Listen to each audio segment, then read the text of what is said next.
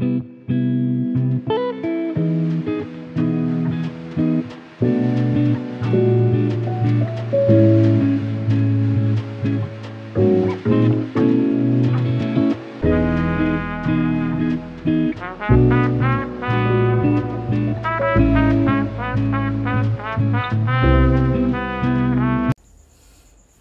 guys, so good evening, welcome back to my magical world. It's me, Frostbite, your favorite celebrity here in the Philippines.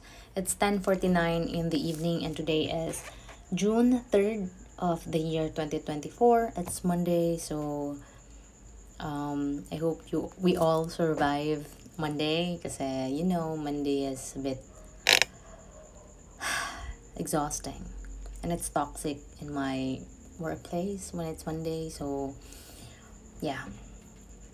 So, nahanap ko na guys yung book again. I've been looking for this book for the past few days but nagtatago siya. So, may nag-comment dyan na baka naglalakad yung libro. Maybe. My God. So, ayan, nahanap ko na rin siya and finally, we're back together. We're together again guys. So, yan, makakapag-film na tayo. Also, the past few days is hectic. Like, feeling ko buong June, it's really hectic. So, I don't know what to do. I just have to do it. So, there is nothing that we can do about it. Ganun talaga, when you're alive, you have to do many things to move, to be flexible, and to basically get whatever you want in life. And so we are on number 3, page 162 of, again, our book Arousal by Emily Duberly. Stimulate all your senses. So let's start. Today is a juicy topic, so makinig kayo guys kasi I am the only one who can teach you these things. Syempre, 'di ba? So yan. Number 3, sex tip, finger licking good. Para ano lang, no? KFC, baka naman gusto nyo sponsor. Ayan guys. So, hindi ko masyado babanggitin yung word na yun kasi baka maban tayo ng YouTube. So, we are being very delicate when it comes to saying things kasi baka sensitive si YouTube. So, ayoko naman maban again yung channel ko. So, because this is the only way that I can communicate to you guys kasi madami-dami na din tayo dito. So, think about everything that your hands and feet do in just one day. Your hands help you eat, scratch, carry, stroke, work, and play. Your feet transport you wherever you need to go, often braving uncomfortable shoes or demanding schedules. Yan, sobrang, siguro, diba, you usually take it for granted that you have these things, na kompleto kayo, and you are very capable of doing much, anything, diba, when you are physically complete. Right? So, sana naman guys, you utilize your body well. If you are capable of doing things that will help other people, yung simpleng pag-abot ng pagpatay ng ilaw, pag-abot ng rice, diba, when you're eating together, or running, those things. So, wag nyo yun i-take for granted. Hanggang kaya nyo guys, do it. Kasi, diba, there is this thing that you call aging, but kayo lang yun because I don't age naman. So, yan. But how much love do you show to these amazing body parts? Caressing, licking, and kissing the hands and feet as a wonderful way to relax a lover and turn them on all at the same time. The hands, feet are densely packed with nerve endings, which is one of the reasons that some people are particularly ticklish in these areas. However, with the right kind of handling, this is easily overcome. Simply start with firm pressure to get the hands or feet desensitized slightly before moving on to lighter touches. Only once your lover is fully desensitized,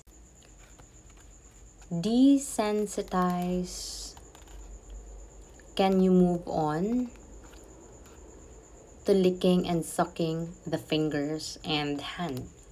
While a hand or foot massage can be thrilling in its own right, both become so much better if you apply a few reflexology tricks. Various points on the hands and feet can be pressed to make someone feel full of energy or relax. Ease a headache or stomach ache, or even make someone feel frisky. Start by filling a bowl with water and possibly a few drops of erotic essential oil. So you can soak your lover's hands or feet and lovingly wash them. Diba? Si Jesus ginawa to sa one of his disciples ata. Check nyo na lang guys ha, kasi not super accurate when it comes to that. I-check nyo na lang guys. If it's a human, if it's a citizen ata or yung isa sa mga disciple. Okay? So once they are washed, dry your lover's hands or feet with a warm, fluffy towel. Then put a few drops of sensual aromatherapy oil into a neutral hand or foot lotion and start massaging. Work from the fingertips or toes to the wrists or ankles, going slowly. Stretch the fingers and toes out lightly, squeeze toes and fingertips, then use a caterpillar motion to crawl your fingers underneath your lover's fingers or toes. Use circular motions in the palms and soles of the feet. Then circle the hands or feet, rotating the wrist or ankle. Take your time and don't press too hard. To start with just enough to ensure it's not ticklish. Allow at least half an hour per hand or foot and take a break in between if you need to. Stretching out your fingers, however, keep your lover in the mood while taking a break with a passionate kissing session. Then move on to their other hand or foot. Wait lang. Yan.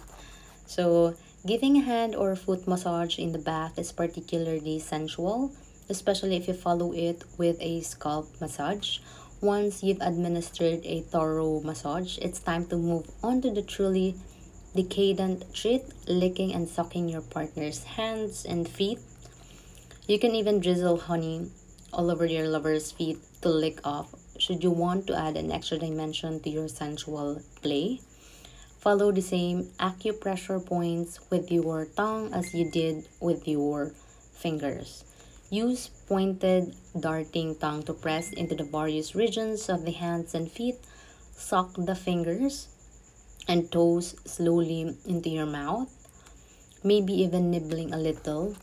Your lover... Oh, kalma. Wait lang. Your lover will feel so relaxed. They will putty in your hands. Ano ba to? Feeling ko may mali dito sa booking. They will putty in your hands. Seryoso guys. Like P-U-T-T-Y yung nakalagay. What happens next is entirely up to you. So, hanggang dun muna tayo guys. Ha? Kasi may dito. Hindi ko na siya ngayon babasahin. Tomorrow na. May konting article. Okay? So, that's all for tonight. Yan. Gusto nyo ba ng chika? Ano ba chika minute natin? Wala. Papasawa yung mga friends ko for ng weekend. So, ayan. Yung schedule ko naman lately is gusto ko siyang ipahinga, but hindi tayo makapagpahinga ng thoroughly. So, sa upcoming weeks na lang, sa upcoming week ko na lang yun gagawin sa mga susunod. But I can feel the hectic schedules that are coming up. So, I really don't know, or I'm really not sure. So, ayan. Let's see what will happen next.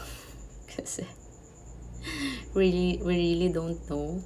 Tsaka kagabi, ano guys, yan, kwentuhan ko kayo ng slight.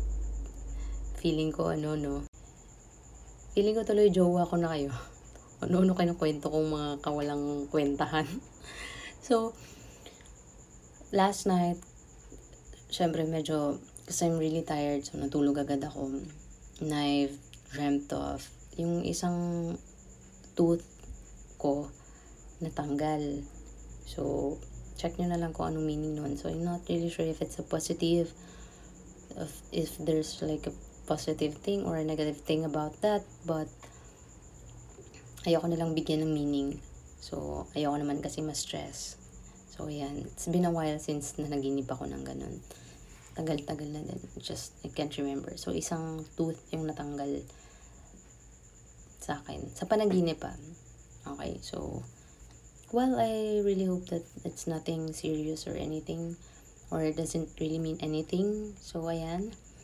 Hindi pa matanggal yung ano ko dito. May ano ko dito. Pimple. Hindi ako natutuwa.